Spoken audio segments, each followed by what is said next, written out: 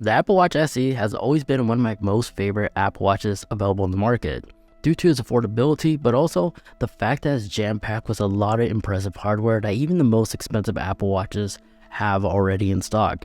And for an entry-level Apple Watch, when Apple released the second generation version of this, I shed tears.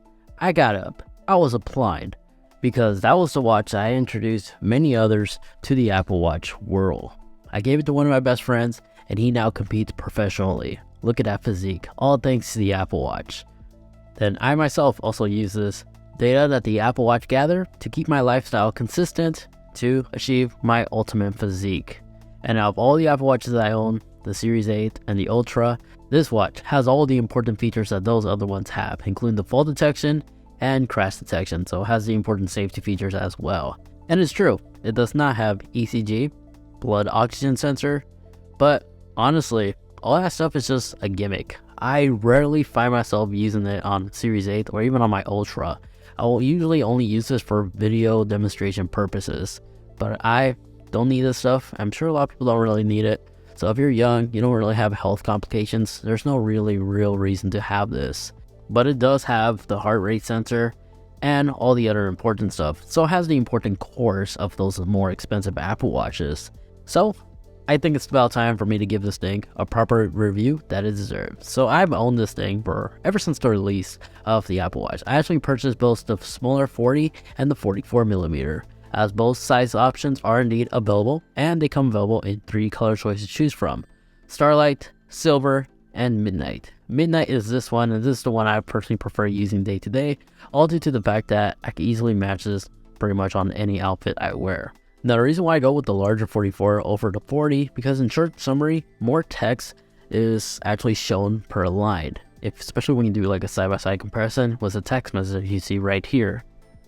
Now, I am a lucky individual that has a 6-inch wrist, so that means I'm in the middle between 2 sizes. I suppose some will fit my wrist just fine.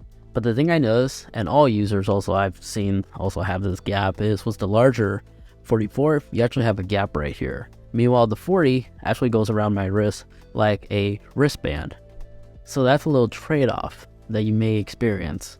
But regardless, this is still a great value smartwatch, especially when you take into consideration that the starting price for one of these is $249 at its retail price. And that's for the small 40mm. But as of time making this video, you can actually find it for $220, especially on Best Buy. And even the larger screen version is also on sale too. It's typically $20 more, so it's $280 for the larger 44.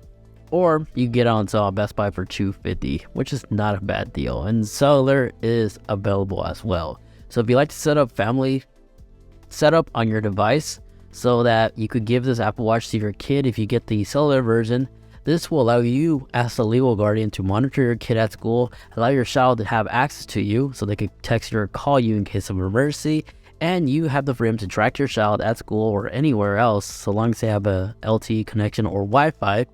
And you can also monitor their activity levels as well to make sure your kid is actually getting the right exercise that they need. This is a free service from Apple, and it doesn't require you to actually buy your child a cell phone, as it just pairs to the legal guardian device. So your smartphone will be paired to their Apple Watch, and you can still continue to have your Apple Watch paired to your main iPhone. It just gives you the freedom to do that. And it's a free service from Apple as well. Only thing you need to do is just provide the LTE service for your child. It's really awesome. So it's an inexpensive device, so you can actually use for that child tracking at school. Now, before we get sidetracked, yes, it has all the important features that the other Apple Watches also still have, such as it's water resistant up to 50 meters. It has all-day battery, which I can confirm that it does achieve the full day, 18 hours under single charge battery life.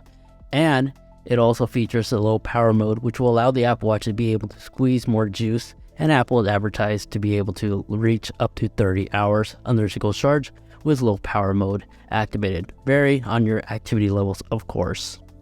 Unfortunately, a trade-off about the SE2 is that you do lose another gimmick feature, and that is the always-on display. But I've talked to a bunch of users who actually have always-on display, like on a Series 4 or newer Apple Watch, and many people actually choose to have this feature disabled. I personally don't have a preference. I like using it when I can, but I have to agree, it's just a gimmick feature. After all, it's always going to be a smartwatch. It's never going to be a real analog watch. So the always on display is all personal preference. And from my experience, it's not always necessary. Especially since you take advantage of all the important stuff that it's capable of doing, like your step tracking, your calorie burns. It still has built-in GPS, so you can actually track outdoor runs. You can start workouts. There's a bunch of different workouts to select from, so you can actually track literally every single data possible. Most popular one, obviously, is your calorie burn. It has built-in storage, 32 gigabytes, just like the Apple Watch Ultra, which means you can actually store your playlists and such on your device and connect via Bluetooth to headphones or even speakers, so you can actually listen to your music or playlist on the go without having to carry your device. And it does have built-in Wi-Fi, so if you actually connect to a Wi-Fi network, even if you leave your phone behind on accident, you can still receive your notifications and stuff like that from your phone, even though it's far back behind. And of course, having an Apple Watch gives you the capability to actually pin your iPhone in case you misplace it somewhere, you want to locate it faster instead of inconveniently asking somebody to call your device. You can always just do that. And I personally prefer using the Apple Watch as a gadget, a last resort gadget. If I can't find my remote, I can always control my smart TV with my Apple Watch. Again, no subscriptions required. And all this is viewable thanks to this gorgeous OLED display, which does have a max brightness up to 1000 nits, and in direct sunlight is extremely visible. The color contrast looks gorgeous. There's no complaints here whatsoever. The screen is very, very responsive, as it is sharing the same chipset that's found on even the Ultra and the Series 8.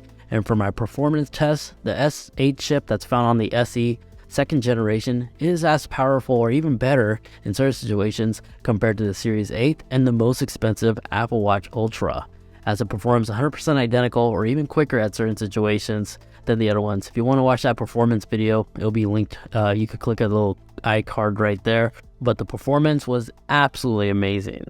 So, in conclusion, the Apple Watch SE is by far the best value Apple Watch. It's the Apple Watch that I introduced many new people to smartwatch world with, and they just fell in love with it. You take full advantage of all the important features like Apple Pay, heart rate sensors, crash detection, fall detection, track locking detection. After a run, it will actually mark the lanes and stuff that you did. It's smart enough to do all that, and all the other important watchOS 9 features like the backtrack compass support, and there's so much more.